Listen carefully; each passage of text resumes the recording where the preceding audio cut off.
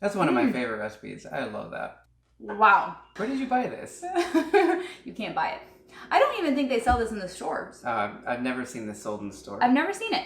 But you can make it. Hey guys, welcome to the Fermentation Adventure. We are Paul and Sarah.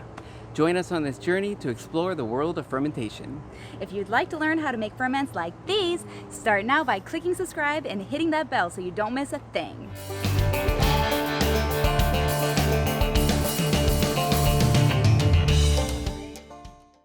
Welcome back to the Fermentation Adventure, and this week we are going on a real adventure to the Far East, over to India.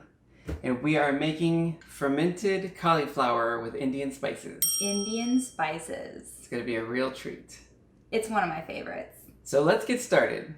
So we need a cauliflower, a beautiful one we have here. You found a huge one today. Alright. So we're going to pick up a cauliflower. Normally I like organic, and I don't see organic today. But that's a pretty good size head.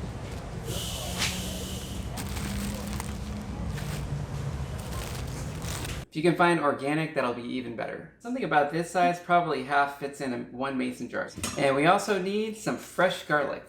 Oh yeah. It's gonna be good. Let's get started and wash this baby. All right. I'm gonna pat this dry for you a little bit. Since we're only gonna be making one mason jar, I'm just gonna simply chop this in half. Ooh. You ever notice when you chop these in half, it looks like a brain? And it's probably good for your brain too, it's veggies. So we're gonna take one of those halves. So does that mean I get to use this for dinner? I think so. There's a lot of things that we like to do with cauliflower. One of them, of course, is the Indian spice cauliflower being fermented. Another one would be buffalo cauliflower. Ooh, that sounds good for later. And there's many other things that you can do with cauliflower. You can buy the frozen cauliflower rice, which is really good instead of making rice. That's like super popular right now. Everyone's using cauliflower rice. Yeah. I like it personally too. I'd rather have that than rice. I don't know.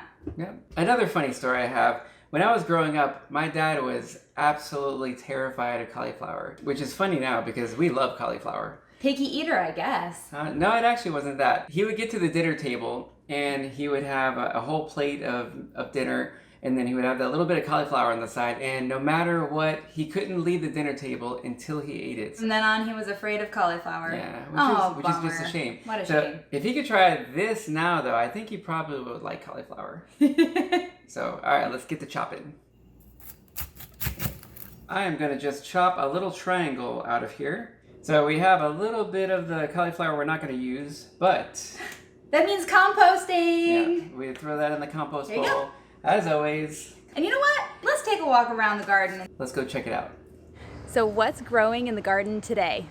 Well, the compost is making these papaya trees very happy.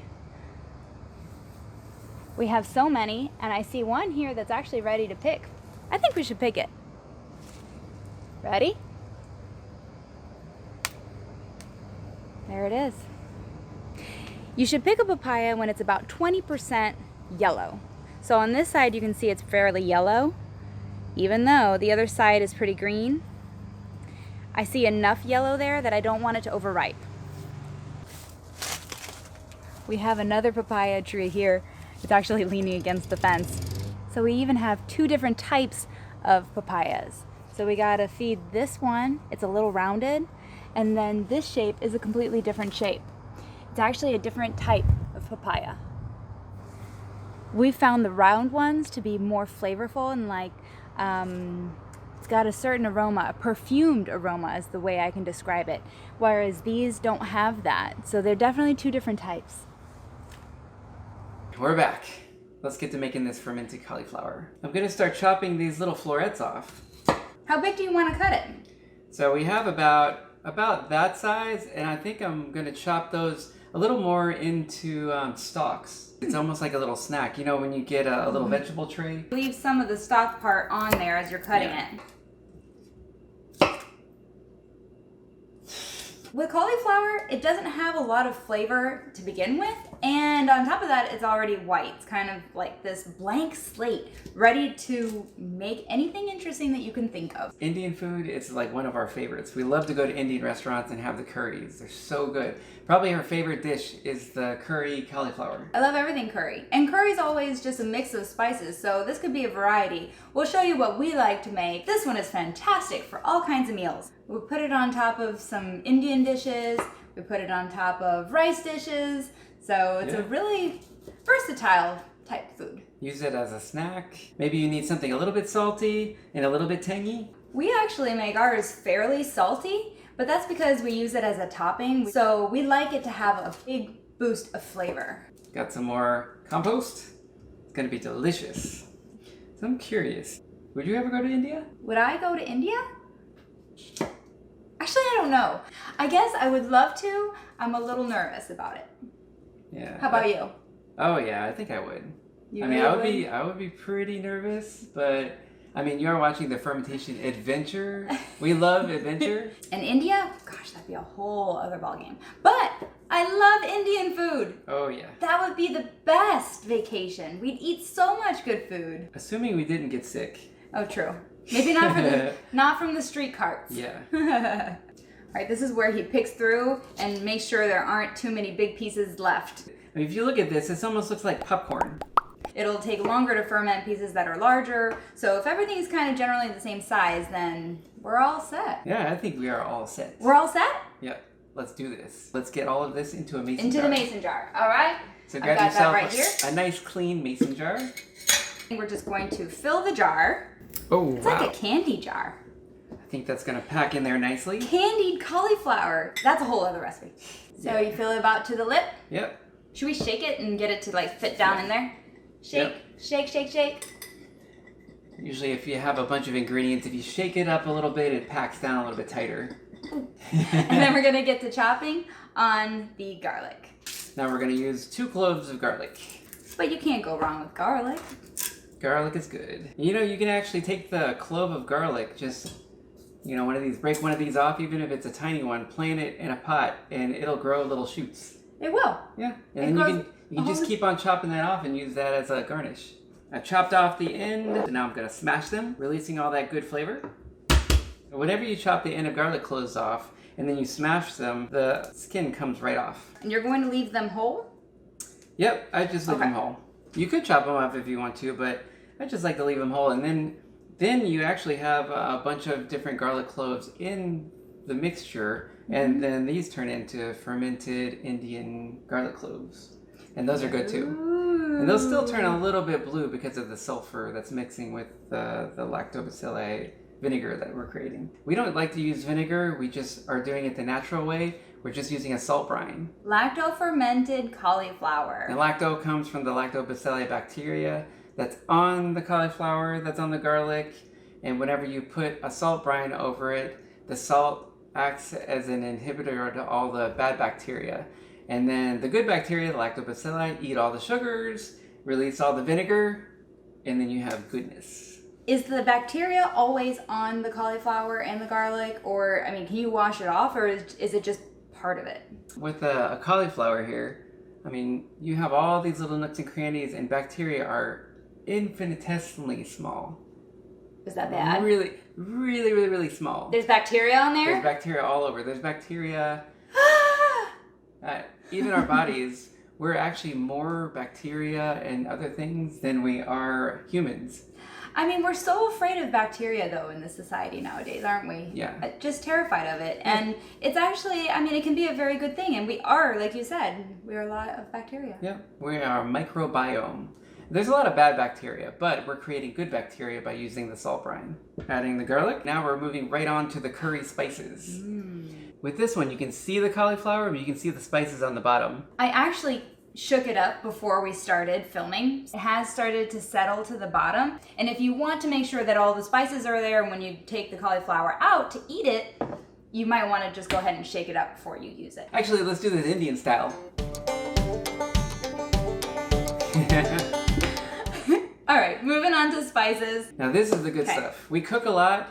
We make a lot of recipes, so we like to buy our spices in bulk. That's really important if you're doing a lot of fermenting, a lot of cooking. We definitely buy our spices in bulk. So we actually do have a lot of variety here at the house too. We just like to make sure we have everything we might need, and we do use a lot of spices in our cooking. We like a lot of flavor. So be warned, this is a very flavorful recipe. Very flavorful. But I think it's a good thing. Flavor is good. The containers we buy these in are huge, and we do go through them. Normally when you go out and buy spices, you might get something like that. You can see the size difference. Look at this. You can find a bulk distributor near you. Sometimes it's a little store, sometimes it's a flea market. I mean, they exist. You might search for, I would say, a restaurant supplier, because a lot of restaurants go to him to buy in bulk because they make food. That reminds me of one time when we started buying from him. He thought for sure that we were a restaurant because that's how many spices we bought. And he thought there was no way that we were going through it. Yeah, fermentation kitchen. Sometimes there's even bins. There's bins, you know, you can buy in bulk. The price difference? Oh yeah, it's almost the same price. Like So. this might be $4 for a little jar, and then this might be like $6 or $7. It's really crazy for the amount you get. So it's definitely worth it. Yeah. First up, turmeric. So we are going to use a ½ tablespoon of turmeric powder. Spill this anywhere, it will be everywhere. And all of these spices are medicinal. I mean, they're not gonna cure anything, but I think they just add a little bit of health to you every day if you have a little bit of spices. I've heard that turmeric can be good for anti-inflammatory issues. Kind of like taking a vitamin just for your everyday health. And obviously, it's a living food, so it's gonna be really good for your intestines. That's even better. Next, we have curry powder. A ½ tablespoon of that. It makes it a really easy recipe to remember. You can use Indian curry powder, you can use Thai curry powder, just a little bit milder. Ooh, it smells good. Oh, smell that. Oh, wow. I think I smell the cloves in there. I love curry. No actual recipe for curry powder. Curry just means a mix of spices. It could be a bunch of different spices. Yum. Next up, we've got our chili powder. We're gonna use a ½ tablespoon of that too. There's all kinds you can use. The next one is cayenne powder. Now this one, of course, is super spicy. Yeah. So we're gonna wanna be a little more careful with that one. We're not gonna put the same amount. This one, we're gonna put a ½ teaspoon of cayenne powder. And this is spicy as in hot spicy. The other curry powder, it's spicy as in like a lot of flavor spicy. This is hot. Yeah, light you on fire. On fire hot. All right. But we like it like that. That's it for the spices. So the next step is to pour the spices into the jar of cauliflower. If you do the brine first, you're gonna have a lot of the spices floating on top, and then it's a little harder to get it mixed up. We're gonna just pour them right in. It looks a little bit like dirt, but then we have gold in there. Smells so good. Okay, did you say you want me to shake it up? Shake it up a little bit. There's no top. Just shake it to get it down in there. I was gonna say. Okay. Cauliflower kind of soaks up all of the color of anything that you put on it. Next thing that we want, now that we have all the spicing in there that we're gonna need, is the salt brine. If you want to refer to the salt brine chart, we actually have put together a chart on the website. So we're gonna put a link down in the descriptions below, and it takes you right to the salt chart where you can see if you're making different size jars, how much salt to put in your salt brine. It tells you what the ratio is. Yes. The salinity. The reason we use distilled is because we don't want to use the tap water, which would be chlorinated. Then you won't get a proper ferment. If you have a filter on your refrigerator or one of those pitchers that have a filter on it, that'll filter out the chlorine and you'll be just fine. For this recipe, we're using 1 tablespoon of salt per 2 cups of water. For other recipes, I might use a little bit less salt because I don't want it as salty, maybe for hot sauce or even less for pickles. But for this recipe, we like it pretty salty because you have a hard, crunchy vegetable. It's really got to get in there. For now, I'm going to do just the 2 cups of water and see how it fits in the jar. Now we want to mix that up, make sure all of the salt is dissolved. You probably could even just pour it in, but you might still have a little bit of salt that isn't dissolved yet. The next step is to pour the salt into your jar of cauliflower. All of the spices are going to all blend. I'm going to fill right there to the lip of the jar. We want to make sure that everything is under the brine, and I can see that it's popping out. Sometimes you might even need a little bit more than 2 cups. I have a little more. Oh, we'll take I didn't know how much you wanted. We'll take a little bit more. A little more. Yeah, okay, so we want to make sure we cover. There we go. So I think that's pretty good. So we have a little lid here. Pop it on there. Now we can really shake it up. Shake it up.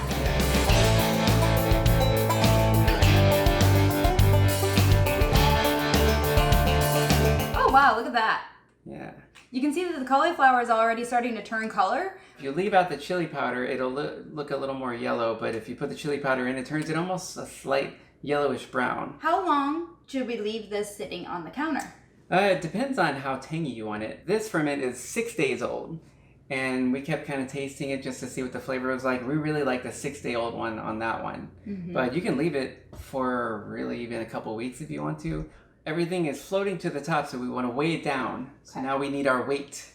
And the process we're using now, just to show you how easy this can be done at home for you, is just use another jar. You can use really anything that's heavy. You could use technically a water bottle. If you keep everything below the brine, you have a less likely chance of getting mold, and you don't want mold. No mold. No mold, it's bad. I gotta tell you, we haven't had mold in any of our ferments in a very long time. Fingers crossed. But it has happened. I think there was one time we thought that the water was non-chlorinated.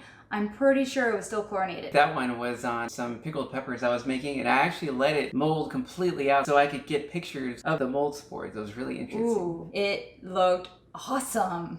But not good. No, not good. There are many other weights out there. And in future episodes, we're going to show you different types of ways to keep the mold from growing and to have the ferments ferment on your counter safely for extended periods of time. We're going to be experimenting with airlocks, different kind of lids, some made of silicone, some made of glass. This is the easy way to do it, very low cost. You can do it right now. We're going to have the jars sit on there during the week, and that way it doesn't make a mess on your counter. What to expect over the next 6 days or however long you're going to ferment this. In 2-3 days, you're going to start seeing bubbles like you do on a lot of the ferments. You're going to make sure everything is below the brine. Of course, everything is going to try to float up to the top, so make sure that weight is on top. After 5-6 days, you're probably not going to see the bubbles anymore. The flavor is going to be developing like crazy. You can probably eat it along the way too, just to see what you like. I would keep experimenting with it. And say if it's a little bit too spicy, you can take out some of the spices. If you like a little bit less salt, you can take out some of the salt. That's the way we love it. It's good. And let's do a comparison between the two so you can see how different they look over time. So we had the 6-day ferment that is finished, and we have the brand new ferment that we just created. You can see the differences in the colors. So normally when I'm making a big batch of rice, I like to use the brine from my ferments, because it already has a lot of flavor and it already has salt. So replace some of that water with the brine. I think we're ready to do a taste test. It doesn't just smell like Indian spices. It has like this tanginess to it. Sour, spicy, chili, Indian spice smell. It's like we're in India already. I'm just gonna grab something for you to try. It is beautiful. Look at the colors. It's changed from a white to almost like a gold or a golden brown. All right. Cheers. Cheers. Let's try this. That's one of my favorite recipes. I love that. Wow. That flavor hits you immediately. It's delicious. I could totally eat half of this jar raw right now. That's why we normally make a half-gallon 2-quart jar. I also see a garlic in there, and I thought we could take a look and see what it looks like right now. Check out that garlic. It is so blue. Delicious. If you go to a dinner party, maybe even bring this and just see what people think. As you're making this fermented cauliflower with the Indian spicing, let us know what you think. Are you making it for dinner? Are you making it as an appetizer? Are you bringing it to any parties? Are you making any changes to the recipe? Do you like it better with less salt? Do you have different spices you like to play with? If you have any questions, also put those in the comments below. We hope you've enjoyed making this along with us today, and we hope that you have fun making this on your own at home too. If you like this video, give us a like, be sure to subscribe, and get out there and create some culture. Love it.